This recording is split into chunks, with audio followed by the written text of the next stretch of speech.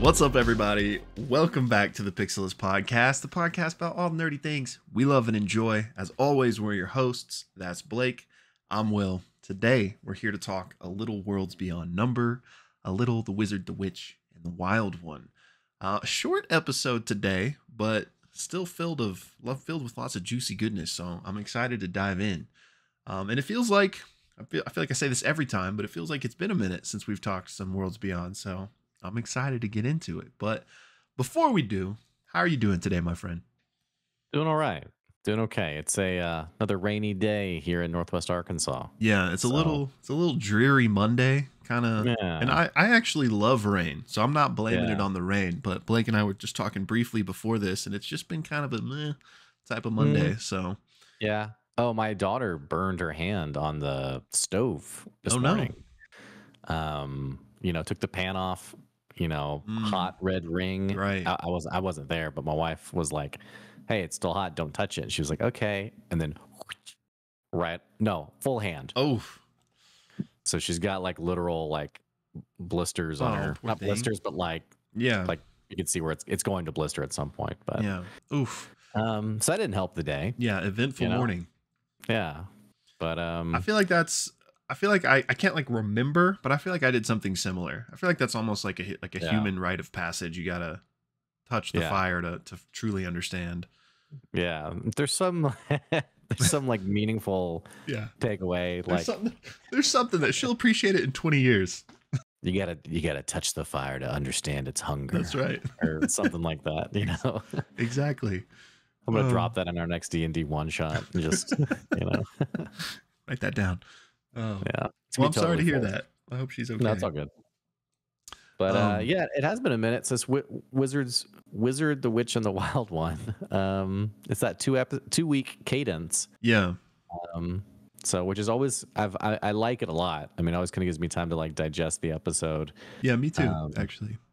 So yeah. Of course, I always want more. Don't get me wrong, but I do think I enjoy kind of the 2-week break, especially considering they do give us the fireside chat in between. So there's kind of something to latch onto for those of you that need it or want it like me. But before we get into the old normal discussion here, a couple quick typical announcements. Join the Discord. Should be linked down in the description below. We always have good things going on over there. Next thing happening in that regard will be our watch party this Thursday for Critical Role, which is back after a short hiatus. Their typical end of the month break. And then I feel like the Calamity rewatch isn't happening yet, but we've been talking about it. I think it'll be sooner than later though. Yeah. Like at least in the next couple of months, I would think. It'll be this summer. For sure. Yeah. And so that will also be taking place in the Discord. Most likely, we haven't talked about it, but most likely just Sunday Fun Day fashion, I would imagine. But yeah, so if you haven't joined the Discord, come do that. We actually recently did our first ever live stream of our podcast. It was of Critical Role. It was really fun. I think Blake and I want to do that more. And I know our Worlds Beyond Number show isn't as reversed. Yeah, isn't I couldn't think of the right word, but I know we don't have as many Worlds Beyond people in the community, so I don't know if that would be something you guys were interested in, but it was kind of fun to have the more kind of active back and forth with questions from you guys. So we may do that for this at some point as well. Yeah. But yeah, anything else announcement wise? I think it covers it. Yeah. Well, in that case, let's just go ahead and get into it. And as always, we like to give a recap of the episode before we dive into our discussion. We cut that out, host it separately on YouTube. And if you're watching just that recap, you'll be able to find our full video and full discussion on this episode linked in the description as well. I'm realizing that I don't have the title of this one. Do you happen to have it? Yes. This was episode 27, The Agenda. The Agenda. Okay. Mm-hmm. Thank you so much. So we pick up this episode Hang on. Sorry. Me tabbing out, I just totally like ruined my recording on the wrong window. So it's now it's a spreadsheet of a bunch of no worries, random details. Let me find the tab now. I try to get my like notes ready in advance. Okay, we're back now.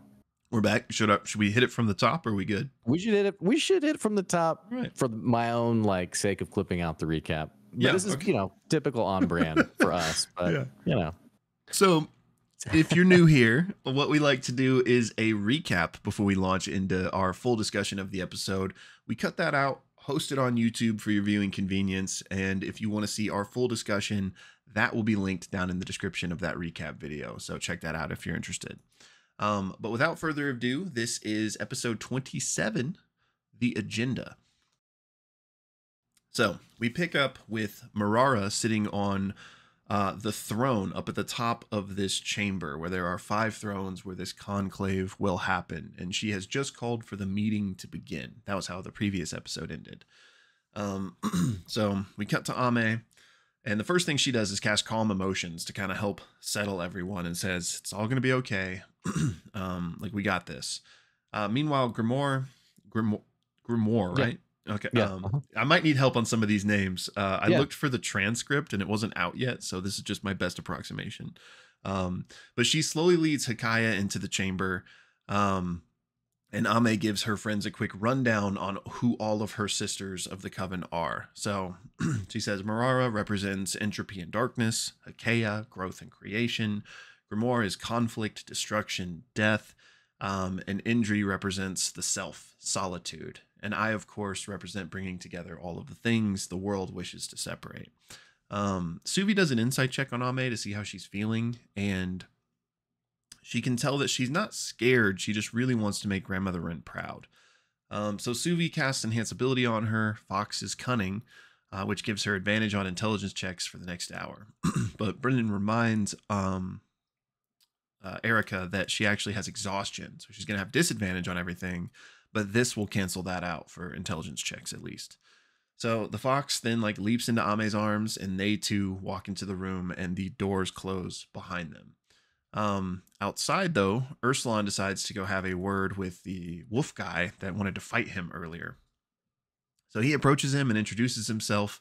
And here's where I may get the names wrong, but the wolf spirit's name is Heinrul.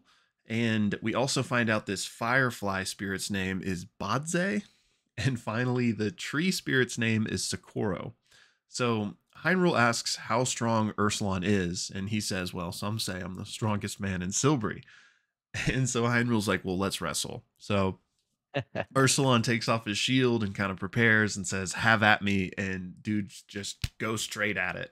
So we have competing athletics checks, 21 from Ursulon, but a 23 from Heinrul. So Heinrul takes him down, snarls, and basically like has his like open mouth at his throat,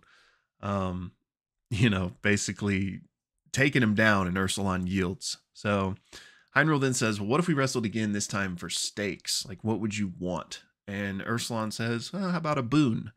And Heinrul says, well, if I win, I want to kill you. So Ursulon's like, is there anything else? And he's like, okay, how about a favor? If I win, you will come and drink with me in my chambers until all the liquor is gone and we're sick, basically. And Ursulon says, yeah, those team terms are more agreeable. And basically, as soon as those words leave his lips, Heinrul like leaps at him again. Another contested check, but 22-7 this time. So Ursulon just gets embarrassed, basically. And Heinrul like smells Ursulon and says, the comforts of mortals have made you soft. I will see you in my chambers, and we will drink until we are sick. Badze then asks if Ursulon likes riddles, and he's like, yeah, I like riddles. And Suvi is like, oh no. And basically that's when we cut to back inside this chamber where the meeting is taking place, if you want to take it from there. Yeah, so as the meeting begins, there is some like usual formalities you might expect. And they essentially ask Ame to give a report on the status of the World's Heart. It's sort of like, hey, tell us, how is the World's Heart doing? Ame then, I think this was, and I'm very sorry, I think this was Eric maybe in our Discord who gave this analogy of like giving a book report for the wrong book. Very much what then happens. Ame begins talking about the status of the world's heart. She starts sharing about her concern about the man in black, the stranger in the night. She talks about how, there is just a lot of unrest and uneasiness around her station. And no more than like a few minutes into her, what she thinks is giving the report, I think it's Grimoire is immediately basically shouting at her, being like, why are you talking about this kind of stuff? Like, why are you? And Ame then trying to like persuade them to listen to her, begins basically being like, well, my station's being impacted by y'all's stations. Like this man in black, he's obviously involved in, I think it turns to Marara and is like, I think would be part of your domain. And what's happening in my domain is likely affecting yours as well. This does not convince them to be like, oh, you're right, go ahead. Instead, it is very much like a blow to their ego. And there is sort of like this, how dare you come here and supposed to know what's best for our domains rather than we would ourselves. Indri tries to help out and is basically like, Ame, are you basically saying like you're trying to give the report and you're trying to share that these other domains are sort of like touching what you're experiencing? And she's like, yes, that's what I'm trying to get at. Marara jumps in, and I think this is when Ame actually turns to Marara and is like, are you familiar with the man in black? And Marara was like, are you asking me a question? And Ame's like, yeah. And Marara basically like grunts at her and is like, basically, I think you're done with your report. I think you've exhausted your good faith here. And turns to the other witches and is like, this witch of the world's heart is clearly not ready, clearly not prepared. Grandmother Rin, there's like a comment about Grandmother Rin like following in suit of her predecessor, but it's not given much more insight. And then Ame actually tries to defend Grandmother Rin and is like, Grandmother Rin was the truest witch I'd ever known. I'm sure all of you and all of your wisdom would recognize this too, that she was like this amazing person. And then Hakeya basically says, no, I never noticed that. Like just says really like, it's just not a very friendly meeting that's happening. Indri again tries to help and basically says, Ame, are you saying that because of the nature of the world right now, that the world's heart isn't quite fitting in correctly? Like, is it because like things are in disarray that its position is in like disjunction with like other things? And Ame says like, yes, that's what I'm trying to get at.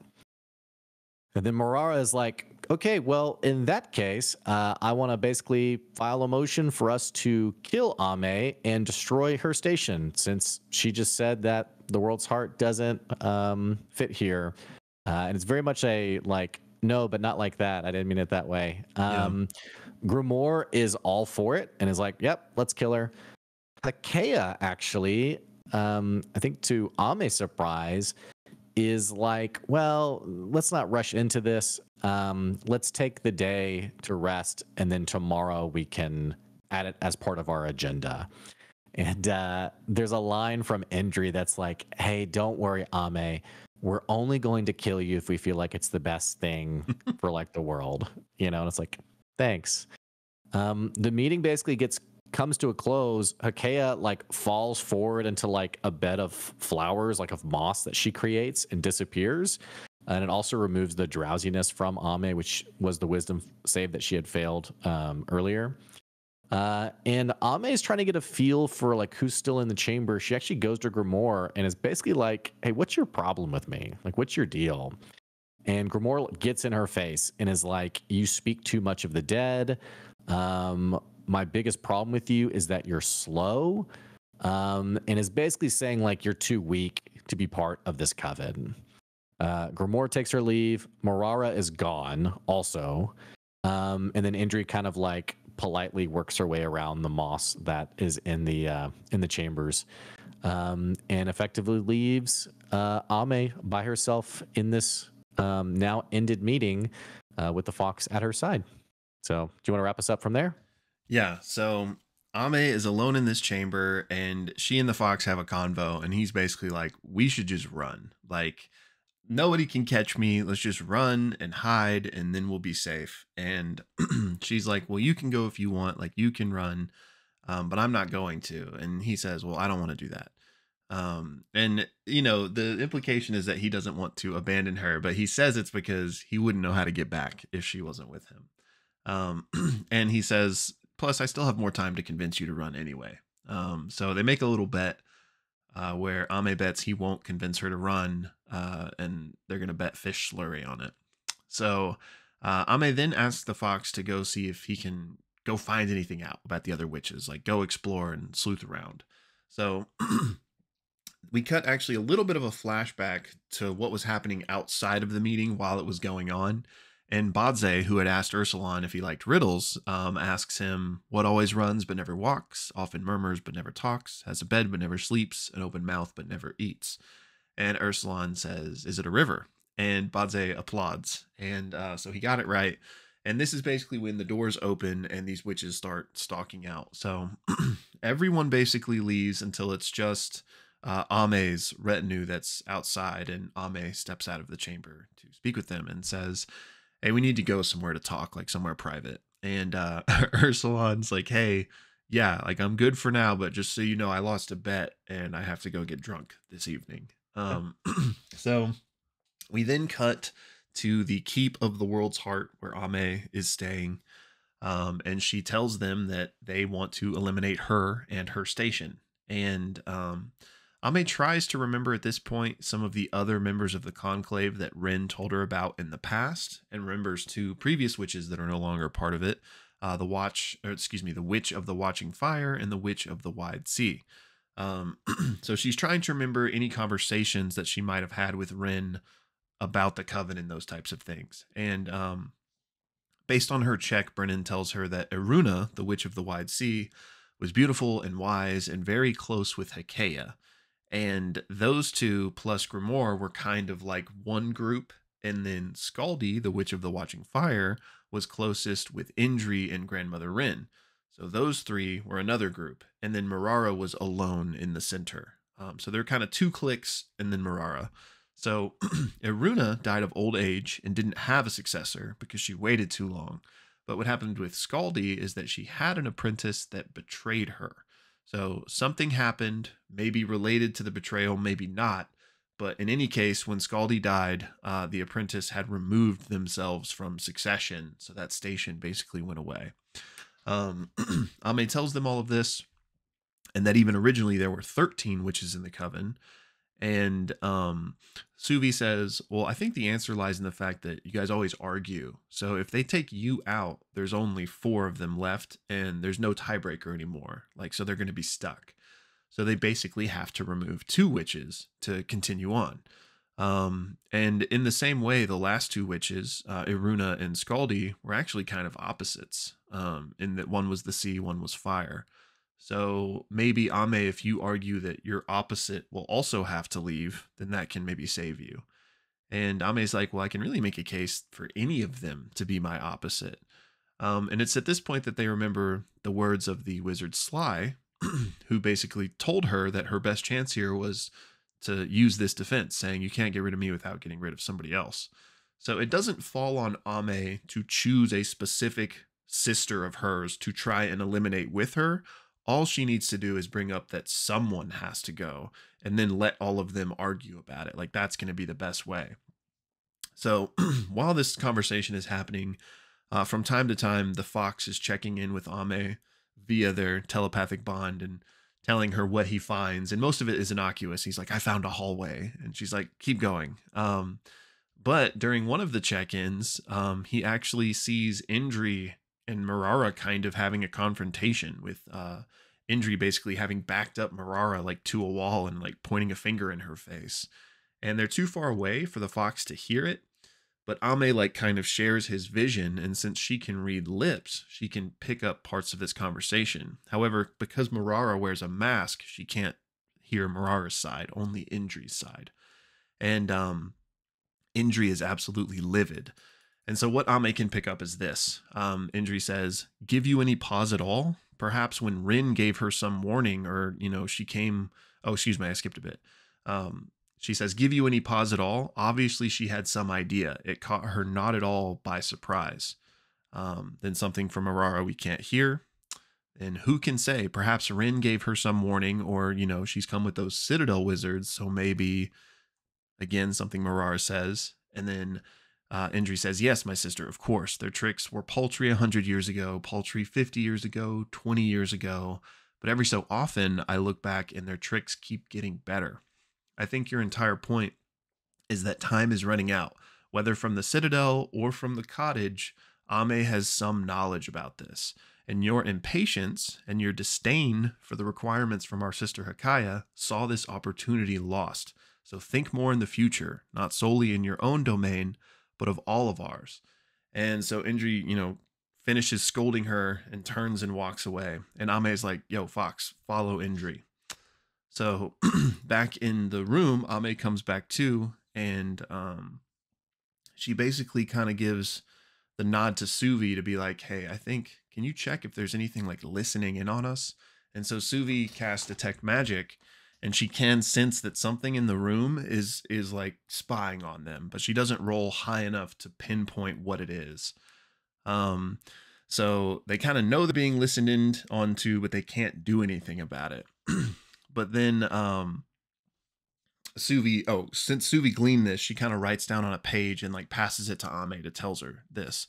And Ursulon writes on the page and says, if it was gone, would you be able to tell? And Suvi nods. And so Ursulon then grabs Suvi's scarf and throws it out the window. And the eavesdropping goes away.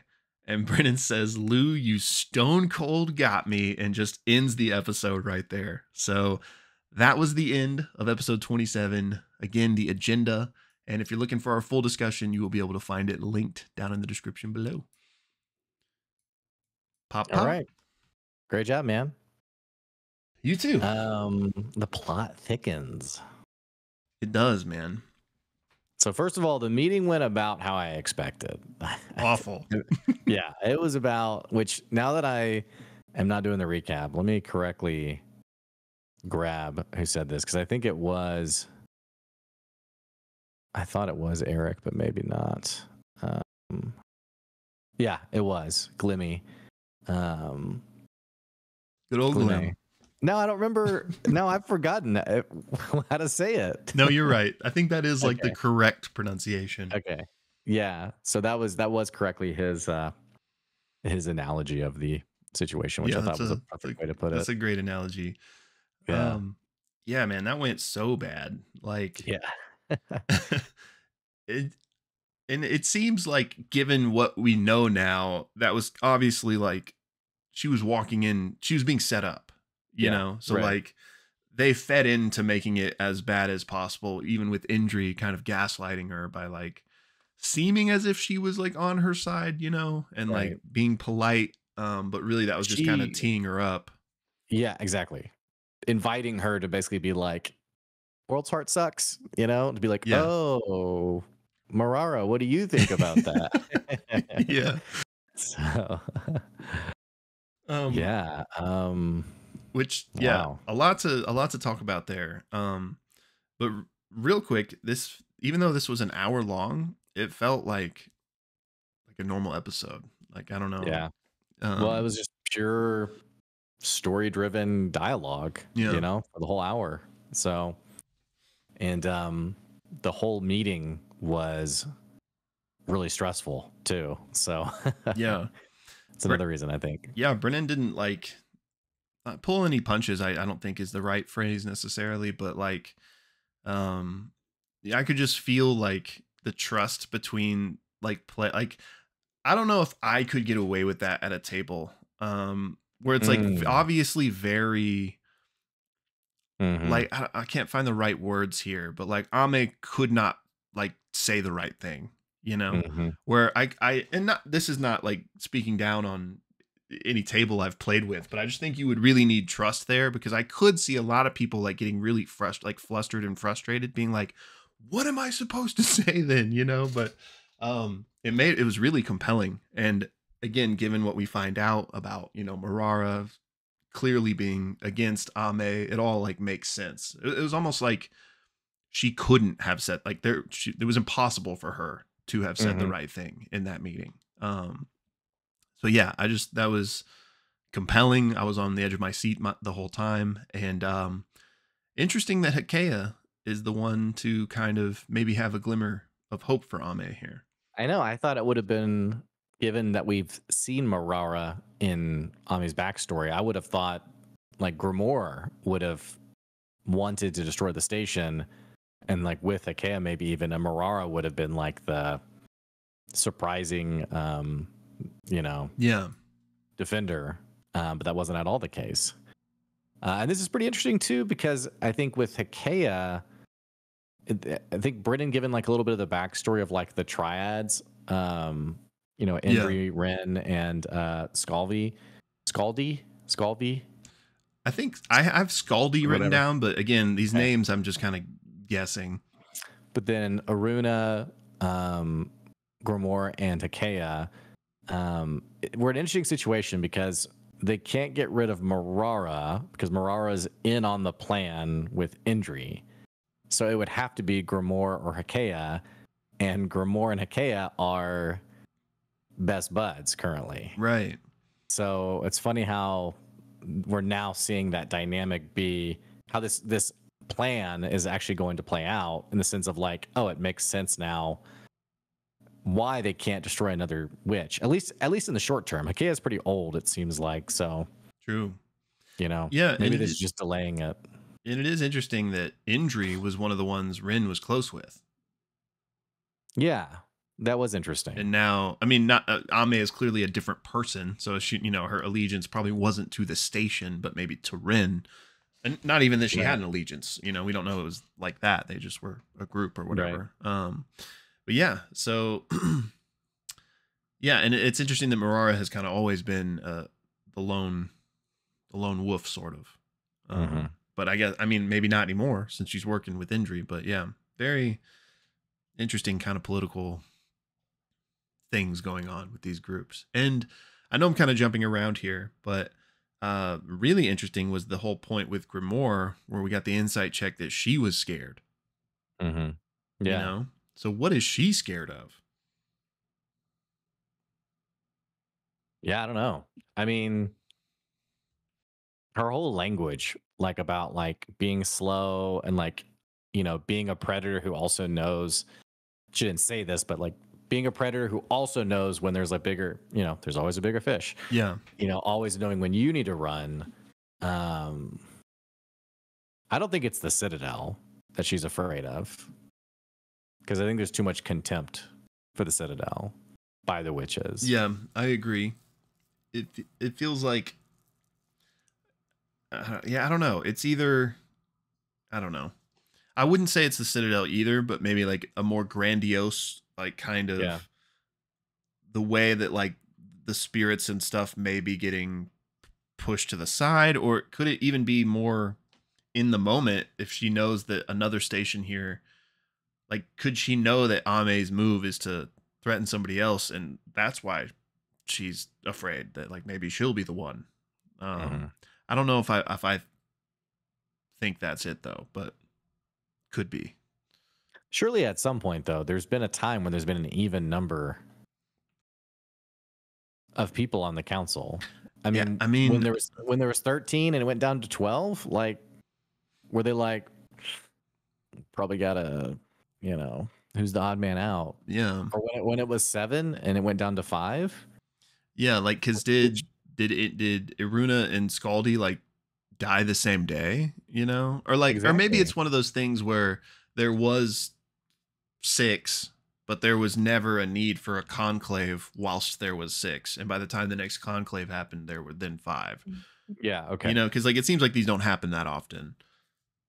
Well, what I was wondering is there like some kind of like consolidation of power happening where we don't know how old like Indri is, for example, but as stations get eliminated, there is a larger, I would assume there's like a larger weight of responsibility on each remaining witch though I don't think that's totally true. It seems like the implication is that those domains just get unmanaged, like just kind of like left to fend for itself. I don't think it's like, somebody gets fired and like they split it amongst themselves. Like you're going to hire someone else, right? Yeah. Yeah. Yeah, that is interesting. I wondered that too. But here's what I was getting at was, could Indri, for example, like, could she like the idea of like these stations being eliminated? And more importantly and more nefariously, could she or someone on this council, this coven, have had a role in the betrayal of Scaldi, in the sense of like, well, we got to keep it odd, and also, she knew Scaldi really well, or Scaldi, her, and Ren were all really close together. So the long con. Yeah, I don't know. Yeah, I mean, Brennan didn't like he refused to kind of give confirmation insofar as what exactly the betrayal was, but it seems to be like whether or not the betrayal led to her death. To me, what I took away from it was that the apprentice kind of bamboozled her and maybe like had never truly planned on taking her place, right? Like, so it was effectively wasting her time and would ultimately lead to the death of this station, because then the witch passed away and now there's no apprentice to take over, and it's too late to like train another one or whatever, right? Yeah, but that's also kind of my point, is like, could Indri have convinced this apprentice, like, hey, you don't want this domain, like, walk away? I think so. Maybe even killed Scaldi. I mean, I don't know. I mean, I think the point you just made is very interesting, in that it's a bit odd how ambiguous this history point is. And Brennan even added something when Ame was calling back to it, of like, was it like a real betrayal, or was it like Scaldi died and the betrayal was that this person did not take up the mantle, rather than like the previous way it was presented was like an actual like betrayal, like she's the one that killed her or something, right? And that may not actually be the case. Right. So I think that ambiguity is something very intentional. Yeah, and I think that Indri connection you pointed out is very interesting, because like we were just talking about, it was Indri was friends with Ren, and yet here she is sabotaging her protege. Maybe she similarly sabotaged Scaldi. Like, it was all a fake friendship, like the whole time.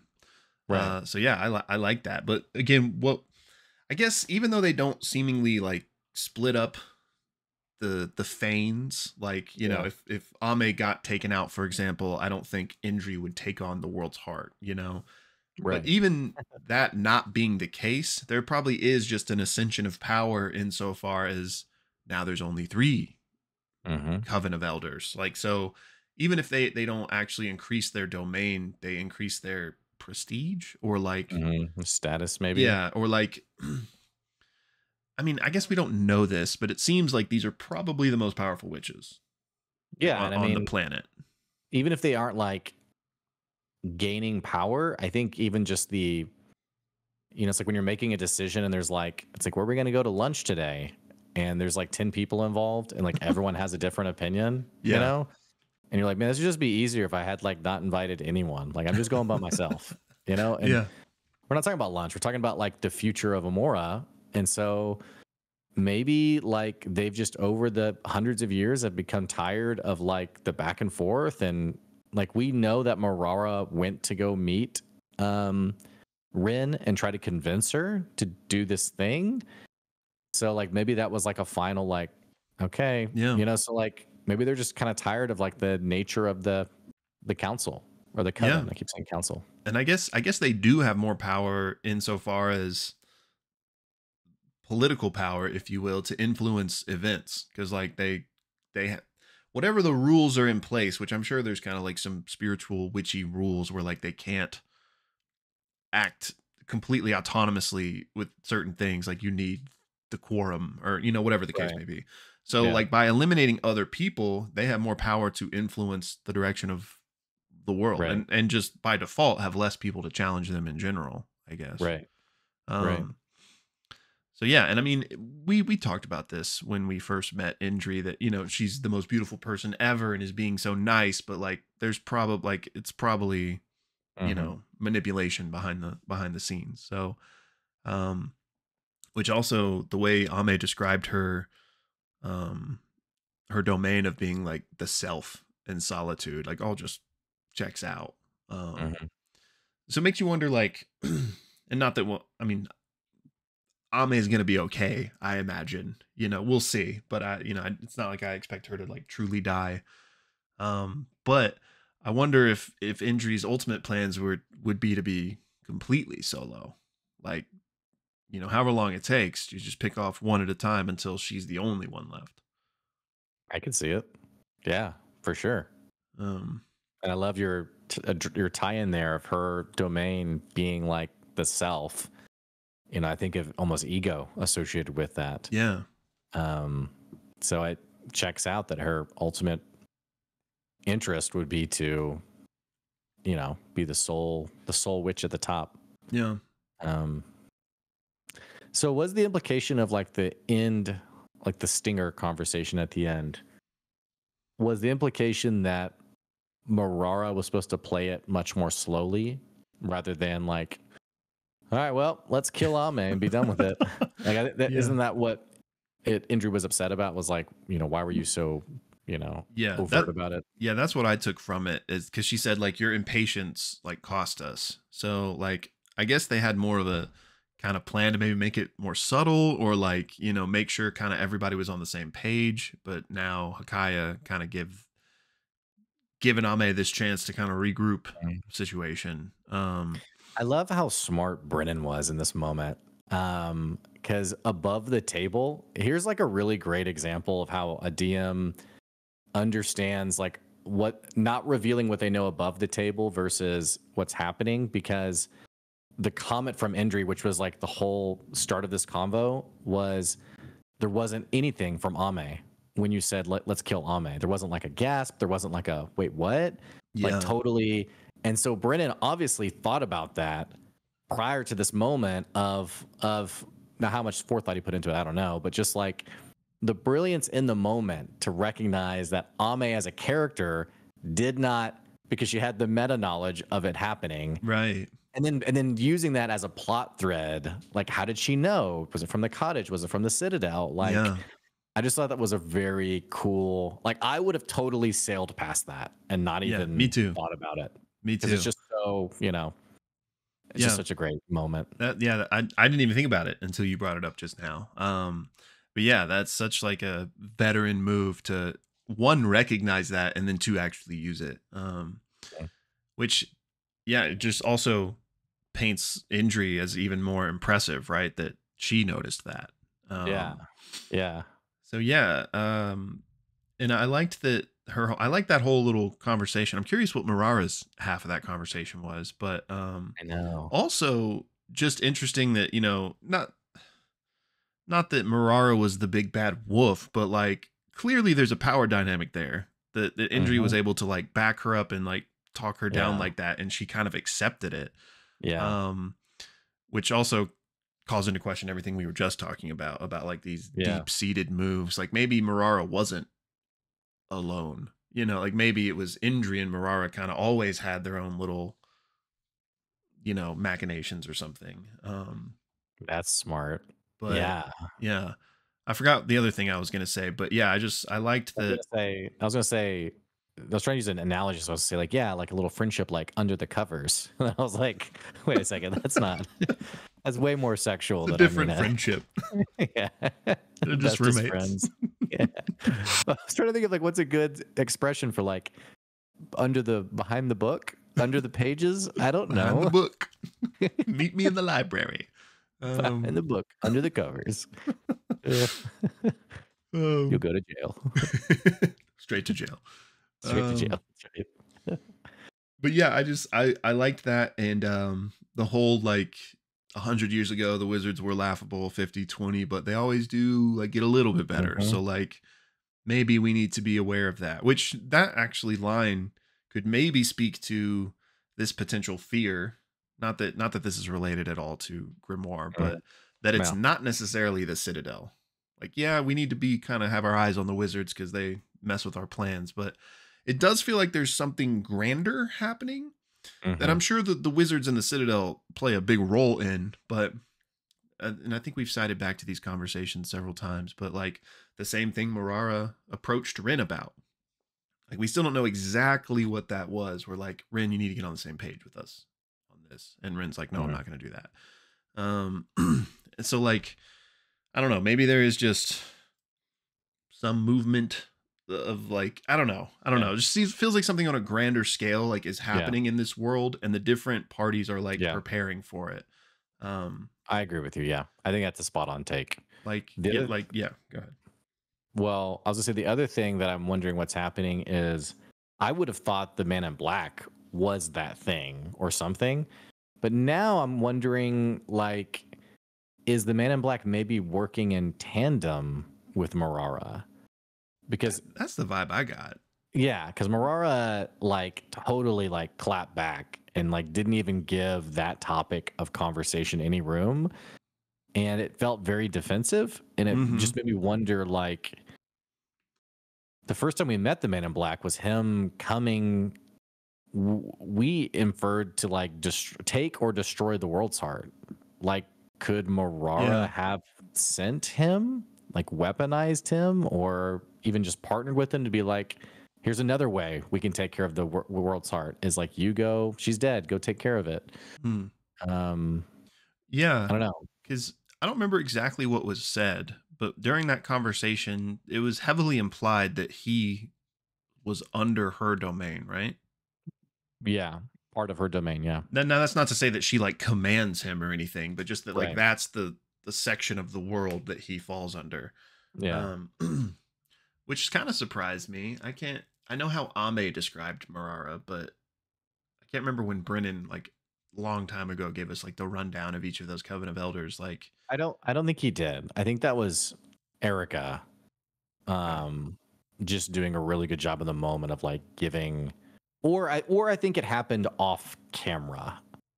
Because I don't think we got that before, which I could be wrong though. Well, I don't remember what it was, but I do remember like the first time we found out about the Coven of Elders, like 20 episodes ago or whenever it was, Mm-hmm. there was some information given on each one. And Yeah. I don't remember how that was gleaned. Yeah. But anyway, I don't know. I guess I'm reading too much into this, but I think mostly because the Pilgrim Under the Stars or whatever that nickname is, I just kind of assumed he would fall more under Indri's Mm-hmm. domain. But yeah, I mean, it certainly feels like I don't think they're like allies where like he's working for her or anything like that, but I think they Yeah. just so happen to be aligned on this. Yeah. And so I think they could have been working together, like not Yeah. again, not like they're not meeting behind the book or whatever to Under the covers. under the covers to talk to each other, but yeah, like because I know you didn't listen to the children's adventure, but I think they brought this up outside of it that like grandmother Rin on one of her missions got like really injured, and I think we know it. I can't remember, but I think it was the Man in Black that did it. Um, which is just like another data point in the fact that he shows up when she died. So, um, yeah, I mean, it certainly makes sense to me that if they wanted to get rid of this, well, it's interesting because Grandmother Rin had already passed away when he showed up. So like what is the world's heart? Is it like a tangible thing that you can destroy, or was he like coming to kill Ame in that moment? You know, like cuz then the apprentice is gone and now it's kind of gone because there's no one to tend to it. Or is there like some physical manifestation that he was coming to do something to? I think it's the latter. Well, the middle one you said. The Ame one. Yeah, killing Ame. I think. Yeah, because I mean, if so, then that certainly aligns with what at least Indri and Marara want, which again feels less about Ame, like nothing to do with Ame, I would assume, and more about the consolidation of their own Right. influence. Yeah. Yeah, it's not personal to Ame, Yeah. but unfortunately, it involves her being killed. So. Yeah, sorry. Yeah. So yeah, very interesting. I just wish we knew more, which that's the nature of this story. We're supposed to wonder, but like, what is this thing hanging over everyone's head that all of these moves are being made for? Yeah. Because even though, again, that the man in black and these witches do seem to be aligned, I'm sure he has his own reasons. So like, what are those? Like, what? Why does he want this? Yeah.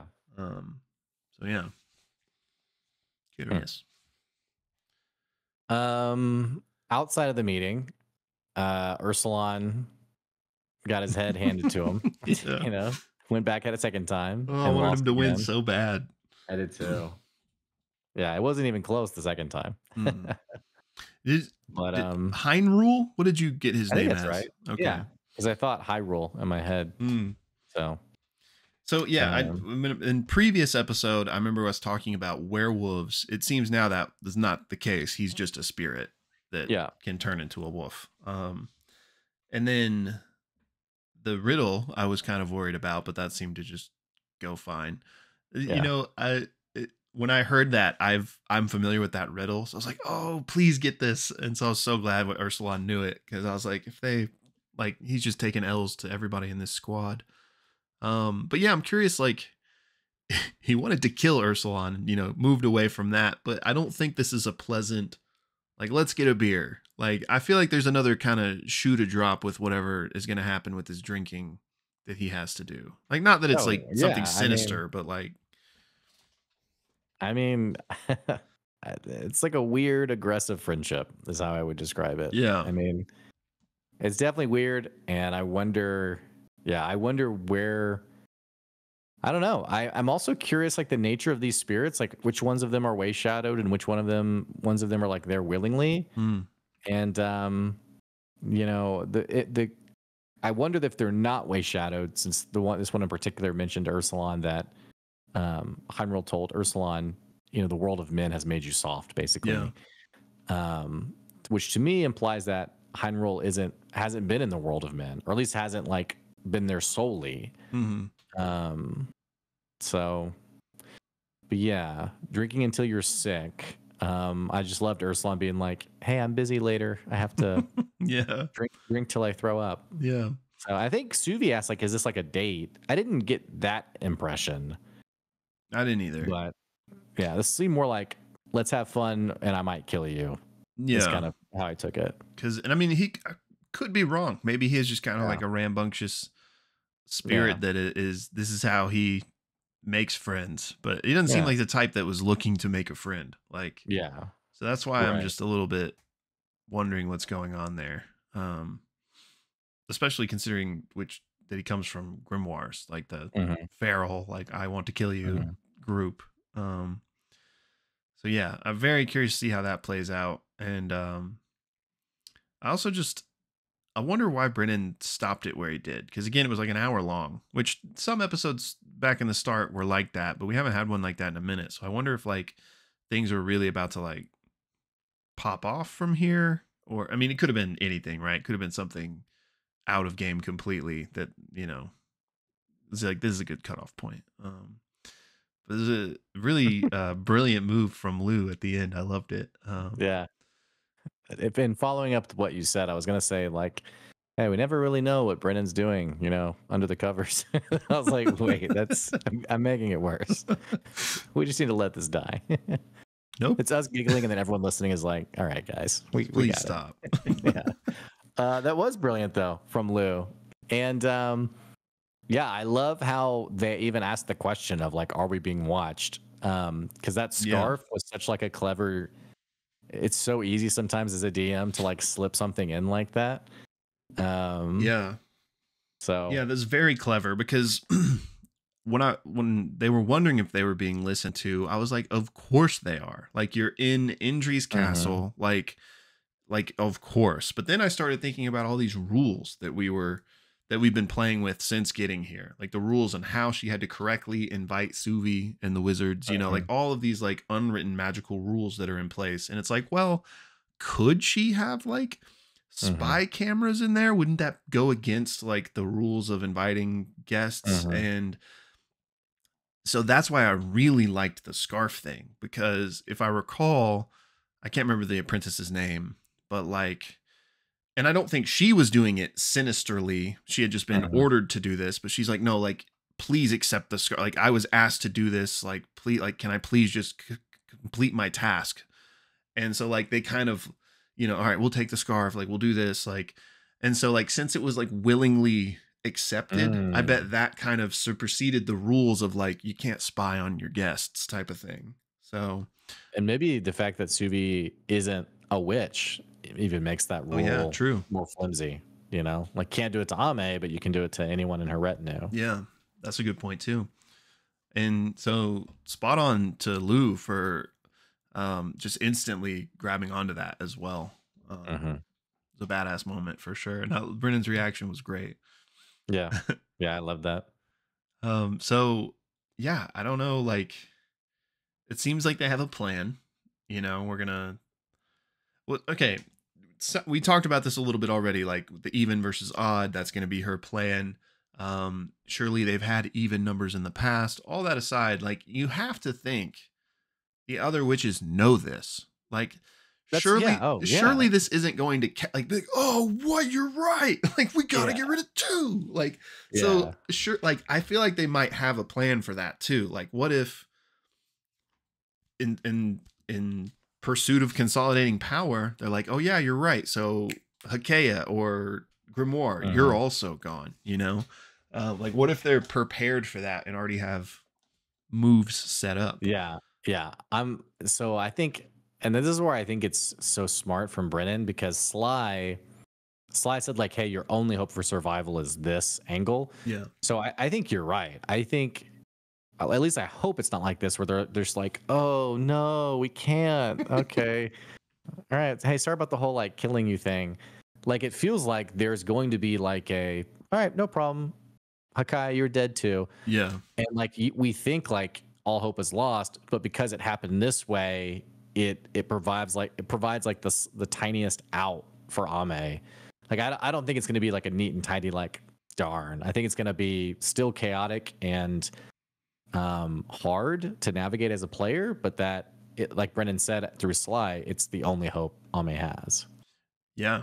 And could that be the fear that Grimoire had? Like, does she know all of these moves and knows that like the Mm, next thing is Hakaya or maybe even herself? Like, mhm.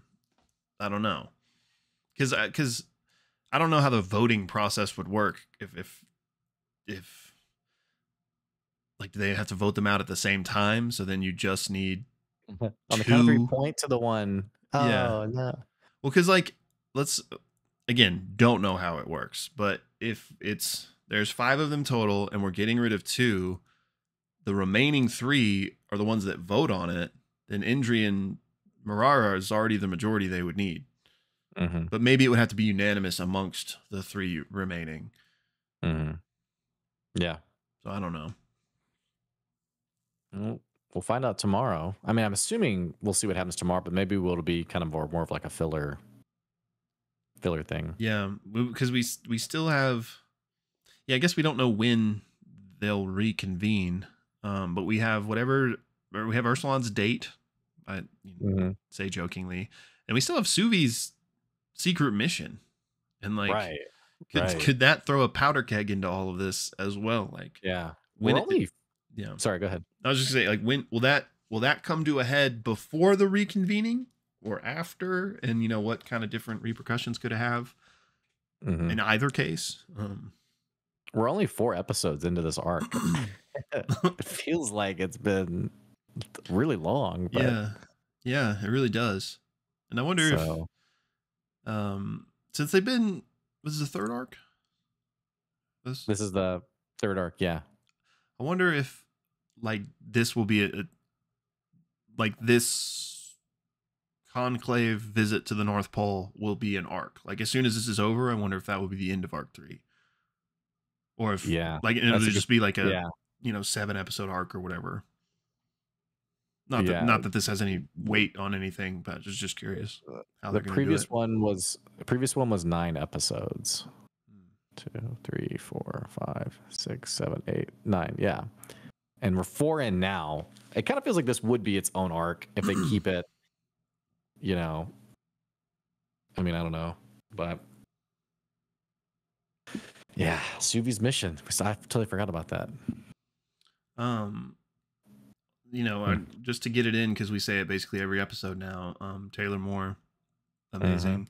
The part that really, the moment I really loved the most, and I wrote it in my notes to mention it, was at the beginning when Suvi casting enhanced ability that just so happened to be Fox's cunning, I thought was really nice. But then the music that Taylor played during right then was just so good. It was like, I can't remember enough to describe it like now, but like, just like it hit all the right feels. And I don't know, because I can't remember, and I didn't like go check, but I think it had like, because he has specific like themes for each character, like which includes the use of specific instruments.